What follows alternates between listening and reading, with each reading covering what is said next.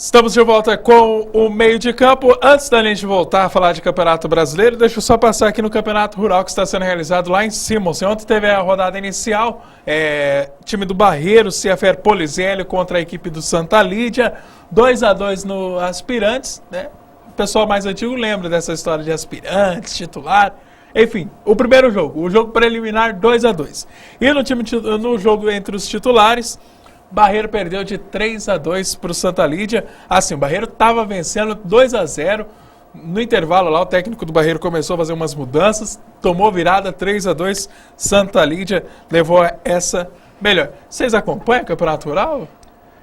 Olha, eu particularmente na Rádio Líder a gente tem divulgado todos os jogos do esporte amador, esse jogo de fazenda, né, que nego joga, que é esse futebol aí, onde os times da zona rural se enfrentam. Toda semana tem lá um placar da Líder com 10, 20 jogos, quer dizer, são 40 equipes da zona rural participando. E esse campeonato envolvendo equipes da zona rural é interessante lá em cima, porque vai unir essas equipes jogando num lugar só, para que o público possa estar lá, para que o público possa prestigiar. Eu já joguei esse futebol amador, jogar na época de juventude, e isso é um futebol. Esse é o verdadeiro futebol. Ninguém ganha nada para jogar, o nego vai lá porque gosta do futebol, porque gosta de bater aquela bolinha de final de semana. Não é jogo do Corinthians, que o nego ganha milhões, pelo menos para correr, e acaba nem correndo no jogo, não joga nada. Agora, esse futebol rural é o verdadeiro futebol. Mata uma curiosidade, você jogou bola, era que posição, velho? Eu era atacante, era meia atacante, joguei muito tempo no futebol amador aqui em Votuporanga, nunca cheguei a ser profissional, mas joguei bastante no futebol amador aqui de Votuporanga. E você, Galo, jogava bola nesses campeonatos rurais? Não, joguei assim só para brincar mesmo, mas acho muito legal, não acompanho, mas acho que não pode morrer isso aí tem que perdurar, que é uma tradição nossa e você vê aí os jogos complicados, né? Não, e é bacana, ontem mesmo, confesso, lá em Monte Aprazil, né, tava um jogo ruim do Corinthians, eu falei, quer saber do negócio, eu vou pro campo, que tem perto de casa mesmo, já fui lá, fiquei acompanhando um joguinho, Campeonato Rural também, vamos largar a mão, e lógico que você fica sabendo o jogo do Corinthians pela televisão, né? E o bom é o clima que fica no estádio. Parabéns aí pro pessoal que está organizando, o pessoal da Arave, da Liga Votuporanguense de Futebol e a Secretaria de Esportes. Rapidinho, só passando a rodada de sexta-feira é feriado em Votuporanga, tá? Então tem Boa Vista Fisioclínica contra a equipe do Este Brasil. Aliás, Boa Vista contra a equipe do Fisioclínica Este Brasil, às 2 horas, lá no campo de Simons. E no domingo, o Bandeirante de Simons encontra o Tinassi Caminhões. A gente vai atualizando você durante essa semana dentro do Uniesportes. Bom, eu tinha deixado uma pergunta aqui no ar. Gustavo Galo, você acha que o Oswaldo de Oliveira, pelo trabalho que ele vem fazendo no Santos, pelo trabalho que ele fez no Botafogo, seria o nome para a seleção brasileira? Bom, Divandro, a gente... Quem é convocado para a seleção de jogador? Quem está, teoricamente, jogando melhor nos seus clubes. Quem deveria ser o técnico da seleção brasileira? Quem também está fazendo os melhores trabalhos nos seus clubes e tal. Então, eu vi a hora como a do Tite, provavelmente, e acho que 3 nomes nós conversamos aqui, Tite, Oswaldo de Oliveira e Muricy Ramalho, que já teve um convite e não aceitou, e eu acho que não aceita muita coisa, né, que acontece na CBF, por isso que não vai. Então, a resposta dessa pergunta é sim, eu acho que poderia ser um nome para a seleção.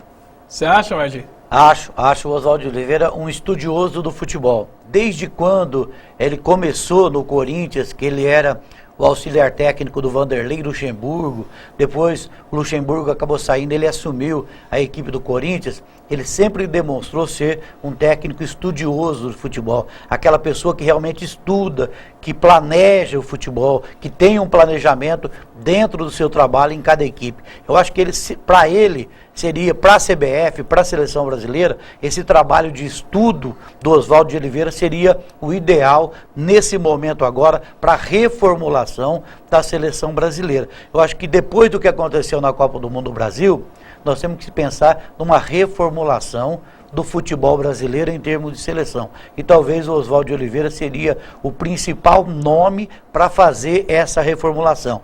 Eu não acredito, por exemplo, que o Tite e também o Muricy Ramalho, claro que eu também não acredito que o Oswaldo de Oliveira possa ter interferência, porque a CBF, nós queremos ou não, a CBF tem interferência dos diretores da CBF. Tem patrocinador que quer que jogue tal jogador, tem outro patrocinador que prefere o Ronaldinho Gaúcho, tem outro patrocinador que prefere fulano. Então, a própria empresa que administra os amistosos. Exatamente. A promotora de eventos da CBF exige, por exemplo, vai jogar lá no Emirados Árabes. Lá tem um jogador que é famoso, essa empresa que promove tem que convocar aquele tal jogador para jogar lá, independente se esse jogador está jogando bem ou não. O Tite e o Muricy, eu não acredito que eles iriam aceitar essa imposição da CBF, mas o Oswaldo de Oliveira talvez, com um pouco mais de jogo de cintura, com um pouco mais de planejamento, com um pouco mais de estrutura, o Oswaldo de Oliveira tem uma linguagem especial para conversar com os jogadores, de uma forma que não é jogador de futebol, não é a língua do jogador de futebol, mas é a língua técnica do futebol e talvez o jogador entenda um pouco mais a língua técnica do que a língua de boleiro no futebol. Sem falar que assim, né, os técnicos brasileiros não fazem muito sucesso no exterior. É lógico que o futebol japonês não serve muito de referência, mas o Oswaldo de Oliveira foi campeão lá 5 vezes, então ele tem uma experiência um pouco mais, né, internacional do que o Dunga. Aliás, o Dunga, como técnico, comandou a seleção brasileira, estava até fazendo, eu acredito que estava fazendo um bom trabalho até aquele segundo tempo contra a Holanda, mas depois ele só foi campeão gaúcho. Mas ser campeão gaúcho é fácil. Depois da pancada que a seleção levou na Copa do Mundo, acho que voltar o Dunga... não tem reformulação nenhuma. Não vai ter reformulação, não vai ter planejamento, não vai ter reestruturação. Então, para mim, o último nome que poderia ser técnico da seleção brasileira era o Dunga nesse momento. Bom, vamos lá, vida que segue, vamos voltar para o Campeonato Brasileiro, porque o Muricy, que era um dos selecionáveis, digamos assim, tá lá no São Paulo, 7º colocado, 20 pontos, torcida pegou no pé lá, né, depois do empate. Tomou vai a equipe do São Paulo, né? E alguns jogadores parece que o pessoal tem ali uma certa, né, um certo pé atrás, digamos assim. Alexandre Pato, Paulo Henrique Ganso, olha... Vocês viram o gol do Criciúma? Ah, sim. Não foi uma falha ali do Rogério Ceni, não, gente? Com certeza. Opa, não quero a bola, né? Não, bateu ele não pode rebater daquele jeito aqui fraco por meio da área, né? Eu acho que o Rogério Ceni já passou da hora de também parar, botar a luvinha dele lá no pé da trave, falar, gente, vou parar, vou continuar no futebol. Inclusive o São Paulo já até tem proposta para ele continuar como dirigente lá, como organizador, como supervisor. Agora jogar mais não dá, né? O Rogério Ceni tem que ligar o desconfiômetro dele e dar lugar para outro jogar lá no São Paulo. Apesar que o Rogério Ceni só está jogando até hoje, porque o São Paulo não tem preparado outro goleiro para ser titular da equipe do São Paulo também. O que você achou ali, eu acho que, quanto ao Rogério Ceni, é isso mesmo. Também acho, para os palmeirenses, corintianos, santistas, deixa ele lá. Né? Mas tá bom, eu acho que eu acho que está na hora dele. Está na hora dele mudar de função, né? Continuar. Eu acho que ele será um bom dirigente, é um cara com experiência, inteligente. Então acho que ele deve continuar no futebol, deve, mas não como goleiro, né? E o São Paulo realmente ele não deixa, parece que tem um outro lá, né? Ele é bastante nisso, parece que o pessoal não consegue espaço. Parece fominha, né? Foi falha dele, sim, mas eu acho que o São Paulo, diferente do Santos e do Palmeiras, nós vamos falar depois, tem plantel. Tem plantel e tem bons jogadores de nome poderia estar melhor. E realmente alguma coisa não está encaixando ali. Então eu acho que o São Paulo deve subir, deve melhorar. E tem sim time para estar entre os 4. Mas realmente falta aí alguma coisinha, principalmente na parte defensiva. Você acha que esse time chega entre os 4, Margi? São Paulo?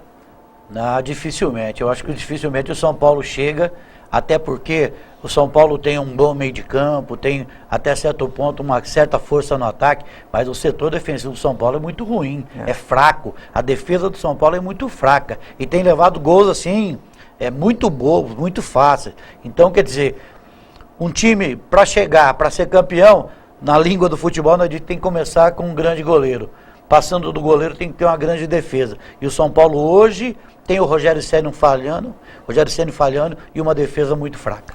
Bom, essa é a opinião nossa do São Paulo, né, pessoal? Eu também acredito que o Rogério Ceni já deveria ter aposentado. Eu vou fazer o último intervalo do nosso meio de campo, daqui a pouco a gente volta para falar do Palmeiras e Gustavo Galo, que não vai bem nas pernas, rebaixamento já começa a aparecer no retrovisor, e para falar de volta para o Paranguense, que o Magiotti acompanhou neste sábado. Não sai daí, o meio de campo volta em instantes.